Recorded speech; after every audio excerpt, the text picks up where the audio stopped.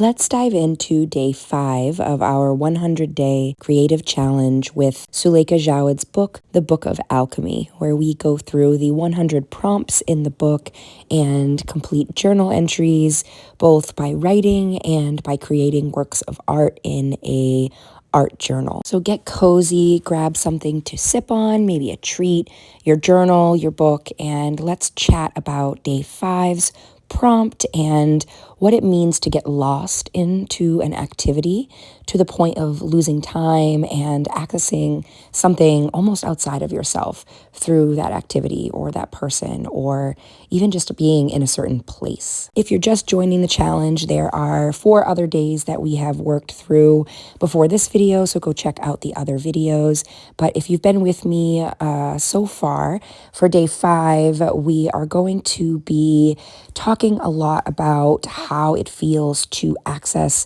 what I consider a flow state. And this essay for day 5 talks about getting into an activity and essentially losing yourself in that activity, or getting into even like a person or a place or an experience where you feel like you lose a sense of time, or you feel like you tap into something a bit deeper than yourself. And in the prompt, it talks about the moment or a moment or an activity or the person. So this can be about one moment where you have lost your sense of time or your sense of self or access some deeper depths, or it can be about a practice or something that you do regularly. Maybe it's painting for you like it is for me, or maybe it's reading or writing, or maybe it's spending time with a loved one or a pet.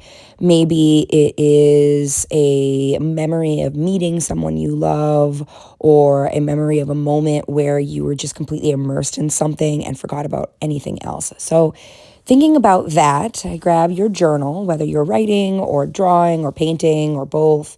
Grab your journal and let's spend some time thinking about our relationship to flow and that deep connective state of timelessness. I actually have a published healing art book a bit about this and my process with accessing a flow state and a timeless state and a healing state through painting and through creativity.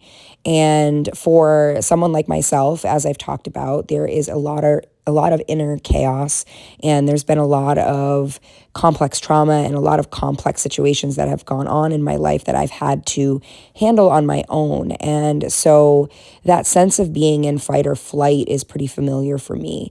And it's been very hard for me through the years to find time to slow down or find practices or even people, relationships that helped me kind of tap out of that constant state of fight or flight.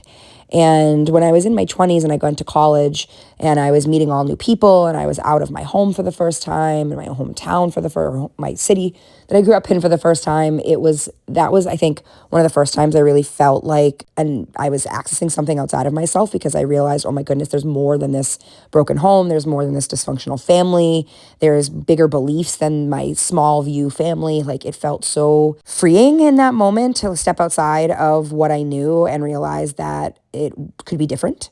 And I didn't access art until my mid-20s, when I had a basically head-on collision with my mental health and my trauma, and I couldn't run from it anymore. I couldn't be in that state of flight anymore. I had to actually fight and confront the traumas head-on in order to process and heal from what I was going through. And so journaling has always been something I've done. I've done it in bits and pieces throughout my life. I did it a lot when I was younger, just as like a Dear Diary type of thing. But going back, I realized that it's always also been kind of a portal to timelessness for me. It was a way for me when I was younger to tap into my younger self tap into my older self, to tap into my wiser self. When I was, 10 years old, I was writing to my future self, hoping and begging that we would survive and that we would make it, and begging for a reason to stay. And so that timelessness came through my writing. And then when I was in my mid-20s and I went through a mental health crisis and writing kind of became inaccessible to me because I was so disorganized, it was art and it was painting intuitively that basically saved me and helped me find myself again and helped pull me out of that chronic state of fight. And through finding a practice that I didn't have to intellectualize too much, because with the writing process, there was still a lot of chatter from my perfectionist part, and there was still a lot of chatter from the part that said you have to write properly and grammatically correct, and you have to make sense, and you have to formulate your thoughts in an articulate way. Where when I was going into painting intuitively, while that perfectionist part was still there, it was much more quiet and it felt much more at ease with painting than it did with writing. And so moving into teaching myself and feeling more confident in exploring creative expression rather than verbal expression basically bridged the gap between two parts of my brain that weren't communicating. And it gave me a voice to parts of myself that I otherwise don't think I ever would have had found a voice for. And once I started to get comfortable with creating art that meant something, I realized that I could create abstract art that didn't have to have any distinct form. It could just be shapes and marks and movement. When I realized that I could let go of the perfectionist part by just playing, there were parts of me that came out that otherwise hadn't been out in a very long time. And so taking my inner processing from journals where I write to journals where I paint has given me more of a platform to write from. I find that when I paint, I write better. And when I write, I paint better. And those two activities are in a symbiotic relationship with each other. And when I feel like I can't write, I will paint. And when I feel like I can't paint, I will write. And they feed each other essentially and provide a foundation for me to communicate what otherwise may not have been communicated. And I remember before I went through my mental health crisis in my 20s, before I found art as a healing modality, I was hanging around a bunch of artists and a bunch of people who were really laid back about the art making process. And I was very frustrated because it was not easy for me and I couldn't be laid back about it. I felt very frustrated when my friends would sit down to do an art night and they would all create what I considered these beautiful works of art. And I was over here creating, crap, what I considered crap, because I was giving up. I was giving up before I even gave myself a chance. I wasn't giving myself the time to say, you can push this further. You can actually create something that has meaning if you stop giving up after the first couple of lines or the first couple of strokes. So abstract art truly tapped me in. It tapped me into the timeless. It took me out of the perfectionist part when I just grabbed materials and I said, you can do whatever you want with this. So for this entry, that's what I'm doing. I'm just painting without a plan. There's no form, there's no structure here. I just said, I'm going to take a pencil, I'm going to make a bunch of lines, and I'm going to see what I can create from that. And with no attempt at making anything realistic, it was always for this entry meant to be abstract. And I like starting with a pencil and a bunch of random marks and using that as the bones of whatever I'm going to paint, because it takes the pressure off of having to figure out how to start a blank page. So making those random scribbles can be very helpful to tapping into a more present, more mindful place rather than a critical or a judgmental place, because really your only goal is to just take that mark and make it into something that is aesthetically pleasing or engaging. And so going in today, and if you can, painting what flow state feels like. What that flow state, if it's the moment you're with your partner where you get lost, like what does that look like? What colors is it? What textures is it? What shapes is it? Let's try to take this prompt, if we can, if you want to, if you feel called to, and take it to the abstract and help yourself find what it is you are trying to say through the shapes, the marks, and the colors and textures of what you're doing, rather than being literal with this one. And because I'm working with watercolor, I am going to have to let these layers dry a little bit in between. So you won't see that I do let some of these layers dry so that it doesn't end up a muddy mess. When you're working with watercolor and you're just trying to have one session of laying down paint, it can be kind of tricky when the watercolor isn't drying because all of the colors start to blend together. So it's handy to have a blow dryer next to you, or a heat tool, or something where you can dry your painting a little quicker. So that way you don't have to walk away and come back, walk away and come back. Working with watercolor is very tricky for a lot of people, and it's okay if you're not using watercolor for this challenge.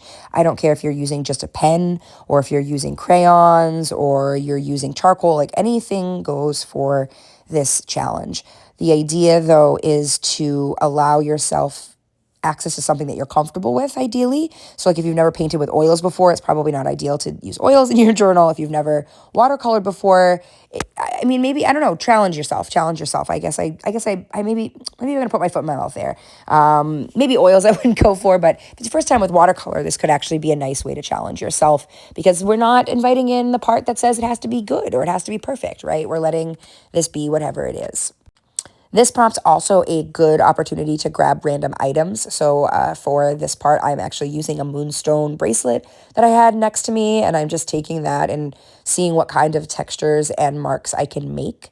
This is a great way to find alternative tools for your painting process, is just grabbing an item and seeing what kind of marks it makes, seeing what it does.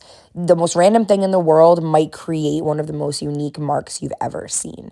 And while this didn't really create much for uniqueness, it definitely provided a sensory experience and helped me step outside of the box with what I was doing. So here I am again, sprinkling that salt. I like that textural feeling of the salt. So I sprinkled the salt, and then you didn't see that I let it dry, and then wiped all that salt off. And here I'm going in with a completely new wet layer over the dry layer that I had finished. So all of that pink and blue and yellow is all dry now. And I am going in with this dark burgundy maroon purple color and creating my next skin or layer over that underpainting. And this is something that took me a long time to figure out, because I'd be trying to create watercolors and I'd be trying to create an image that felt structured and beautiful, and it would always just look like a muddy mess. So that whole thing of letting it dry between layers, like it's a great tip, and it's a very hard thing to follow when you're first starting out, because when you're new to a medium, it's so easy to just want to pour it all on the page and just like create.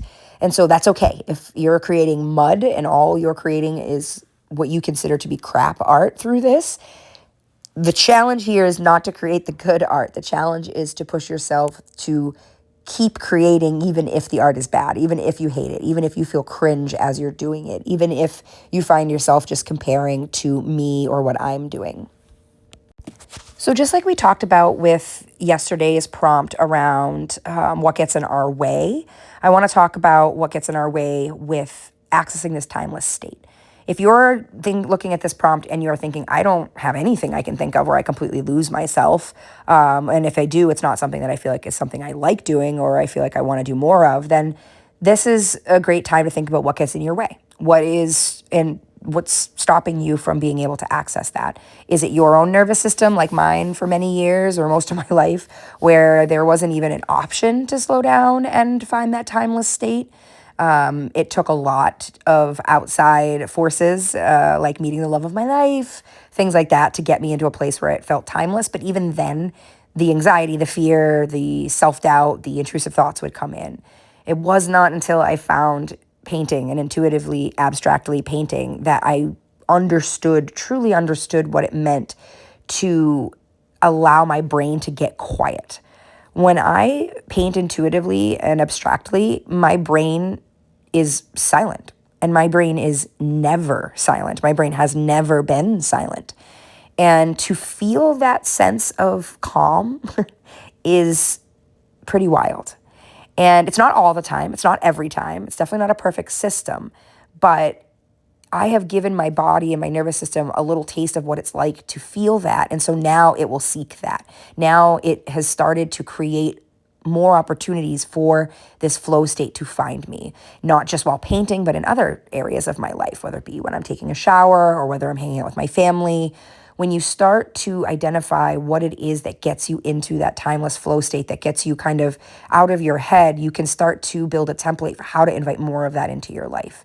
And so if it's reading for you, how can I get more time to read? Am I setting too high of an expectation on reading? Do I tell myself it has to be a physical book? It can't be an audiobook. Or do I tell myself it has to be, an hour that I sit down to read, not 5 minutes? Again, those self-limiting beliefs that we have over our routines or our practices can really get in the way of starting in the first place.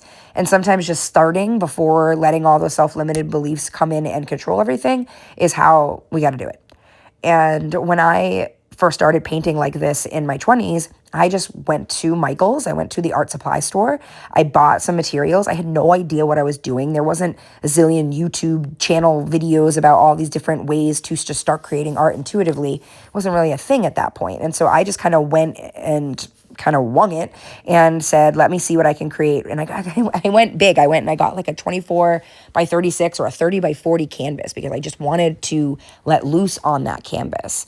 And I still have that painting. It's in my basement studio, and it is a stark reminder of where I started, because that painting was done in the midst of me being so deeply sick and so deeply unwell in so many ways. And to see that I was able to create that with what was all going on, it was like, okay, like something's here. There's got to be something to this. This has to be something I do more frequently, and I figure out how to incorporate more into my daily life. And so after that painting session in my 20s, where I bought this canvas when I was sick and not well, and when I went through that and I finished the painting, and I actually felt really good about it. It wasn't impressive. It wasn't technical. It was just this like flowery image. I think I Mod Podged on some clip outs of flowers from magazines. Like I was trying for this like multi-mixed media image, and I just said, I got to keep doing this. And I obviously won't be painting a 30 by 40 canvas every time.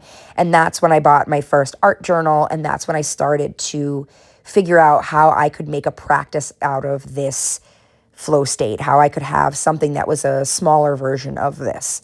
And I started to bring journals everywhere I went. I started to bring sketchbooks everywhere I went. And I was never consistent in the beginning. I still have a hard time being consistent. I still don't fill journals. I still am working on the same art journal that I have been working on for 4 years to try to fill. And so it's not, as I keep saying, it's not about doing this every day. It's not about doing this all the time, but enough so that you start to build a track record, enough so that you start to have evidence of this journey of confrontation with what moves you, with what gets you into that place outside of yourself. Because sometimes we're so addicted to the chaos. Sometimes that inner chaos is something we're so familiar with that the idea of quieting it is so scary, because we don't know what we're going to have to sit with. If I let everything get quiet and I just paint, does that mean I'm going to have to think about all of these hard things now? Am I going to have to feel all of these things?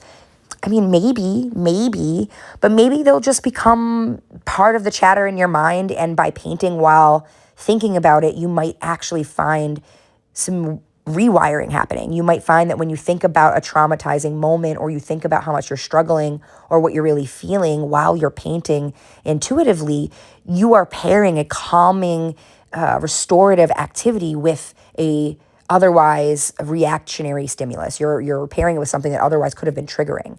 And so that's actually a way that we can mediate and mitigate some of the responses that we have from some of our difficult stuff, because we're actually allowing ourselves to sit with it while being grounded and in an activity that moves us at the same time. And that's a lot of what memory reprocessing types of therapy is about, EMDR and things like that, where you're pairing these negative memories or thoughts with things like counting or moving your eyes back and forth and doing things that allow the nervous system to say, hey, this isn't a threat anymore. You're okay. You're safe. You're here now painting. You're here now writing. You can allow your body to relax and witness this state, witness this storm outside of your window trying to essentially knock you off track. But you're only here just painting and thinking. And so the piece that I'm working on now is starting to take shape in the form of an abstract floral. And this is all completely unintentional. I had no prior images in my mind of what this was going to look like. It's starting to feel a bit Georgia O'Keeffe to me. It has that feeling of flower petals, of an up close flower anatomy. And this is what the art wanted to tell me. This is what the process wanted to tell me. And I can choose to make meaning out of it, or I can choose to just say, this is just what it is. Checking in. What did you create? What was your art today? What came from this prompt?